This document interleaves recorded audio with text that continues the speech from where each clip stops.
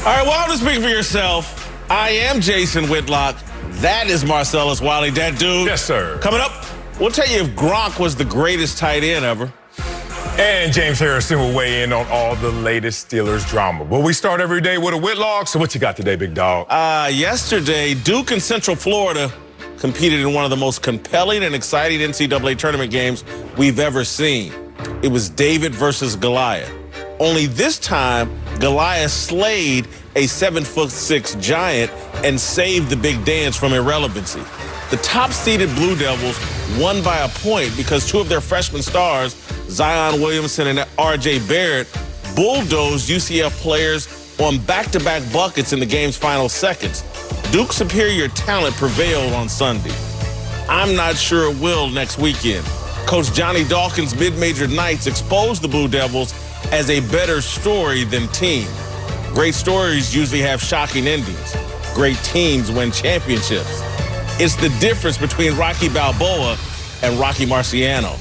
You know what made Rocky an unforgettable movie? A character more famous than the real-life Rocky? Rocky Balboa lost to Apollo Creed. Rocky Marciano never lost. Duke is going to lose in this tournament. UCF proved you only have to defend 3 of Duke's players. Next weekend, Virginia Tech or LSU or Michigan State is going to deploy the same defensive strategy as UCF and Duke will fall. The Knights pretended that Duke is a 3-man team, Williamson, Barrett, and Cam Reddish, and no one else exists. I've never seen that done to a great team. I've seen a great team have one player so dominant, Lou Alcindor, Bill Walton, Patrick Ewing, Larry Bird, that it takes 2 or 3 defenders to slow them. But UCF's strategy wasn't driven by fear of Zion. It was driven by Duke's glaring lack of depth and poor shooting. Zion Williamson is the best story to hit college basketball since the Fab Five. He is as compelling as Chris Webber, Juwan Howard, Jalen Rose, Jimmy King, and Ray Jackson.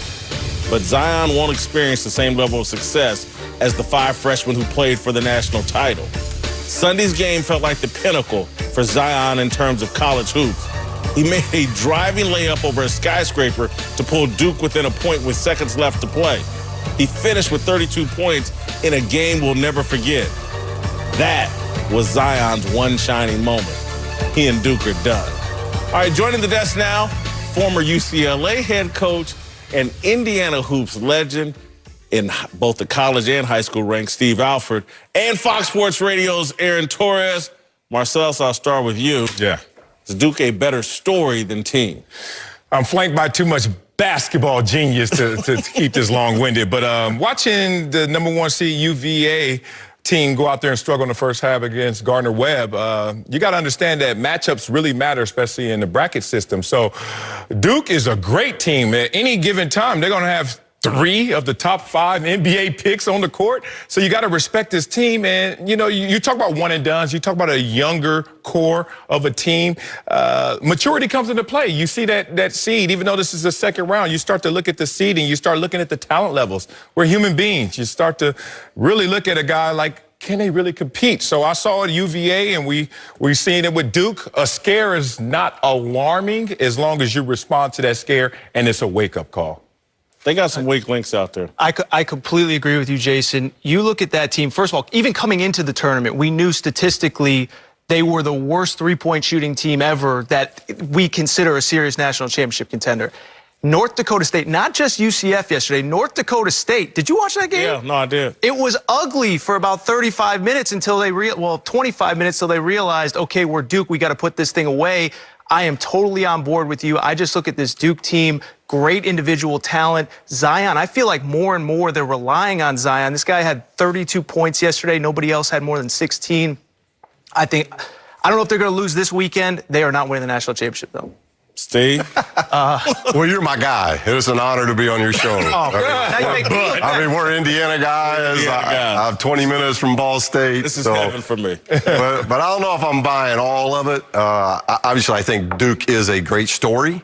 But I did spend 2 days being unemployed. I got to go spend 2 days with Coach K and the Blue Devil program. And those 3 guys, it's not like UCF and Johnny, and I love Johnny to death. He's my guy. They've gone through the ACC. It's not like Johnny's come up with this miracle formula of staying in games. They've only lost 2 games with Zion healthy, and that was an overtime loss at home to Syracuse and a 1-possession game to Gonzaga. So you go through the ACC like they've done and all those things with Zion. He is so good. I think he's so much better than anybody else in college basketball, and they're not going to run into anybody else now protecting the paint like Taco Fall. And so you have the 7'6" guys gone. Duke is the #1 team in the country inside the arc.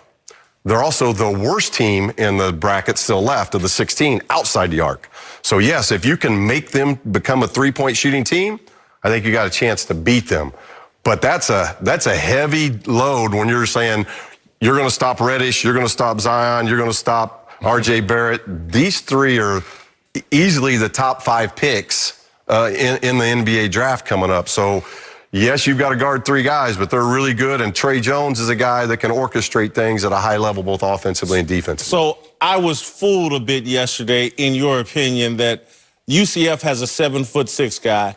No one else does. But have teams been defending Duke in that fashion where they just acted like Jones didn't exist? Right. And you may see that coming. Virginia Tech's only played him once. Yep. Virginia Tech beat him at Virginia Tech. So it'll be interesting what Buzz and his staff come up with after watching that tape, because it's really the first game where they're basically playing Trey Jones from me to you. Yeah.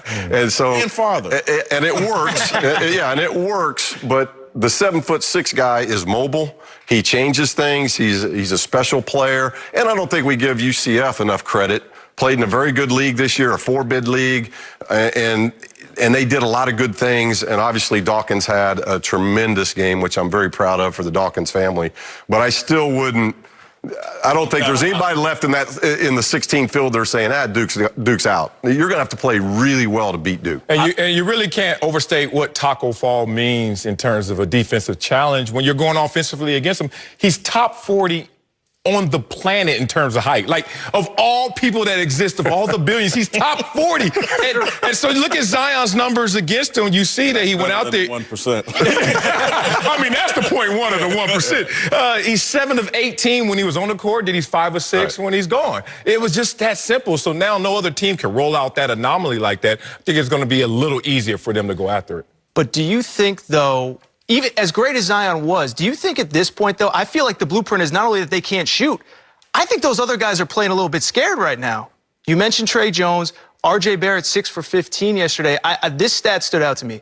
Zion had more than half of Duke's foul shots yesterday, which means nobody's getting into the paint. Nobody's getting other guys to foul them. I just look at this team. I don't think they've been the same since that Zion injury. I think the other guys are playing timid. Zion's awesome, but at some point you got to have somebody else. You got to believe in Coach K. I mean, that's when the coach gathers everyone, resets you, and says, hey, guys, we have great individual talent. I'm a great coach. I don't even have to say that. You get it. Let's bring this as a collective together, because it's hard to go out there and have repeat subpar performances when you have a coach of that magnitude. But I think Aaron's point is, and Steve, I'll ask you this, Zion gets injured and goes out. Duke struggled. That can undermine the confidence of the rest of the team. Absolutely. And particularly when they're young, and it's like, man, we're just not the same without Zion, and it kind of exposes you, and maybe that's what they're dealing with. Absolutely. I mean, everybody, they are dealing with depth issues. They're not a deep team. So you get into now the Sweet 16, you got to stay away from foul trouble. You got to stay away from any kind of minor injury, because you're really only playing 7 guys now, almost 6, and 3 of them are playing 40 minutes. Yeah. So, but I do think Trey Jones, I give Trey Jones more credit. I recruited the young man. I think he's special. And I think this He looked shook yesterday. But this was the first time. We kind of did the same thing, way back in the day with the Warriors with John Stockton, and John's a Hall of Famer, because he wanted to get the ball to Malone. He wanted to orchestrate things. He didn't want to shoot. And we kind of forced him into being a shooter, because not that he can't shoot, it's just not in his DNA. And Trey Jones is like that. I think Trey's going to have to do more offensively to help them, take some of that pressure off, but he really starts their defense. And getting Duke to play slow is not going to be easy for anybody. All right, this tournament is a one-trick pony. It's Zion. And the rest of this tournament has just been favorites. I think yesterday all the favorites won. Basically, it's the top 16 seeds plus Oregon and maybe one. Is Houston a 5? No, Houston I think is a Auburn was the other one. Auburn's a 5 seed. Yeah.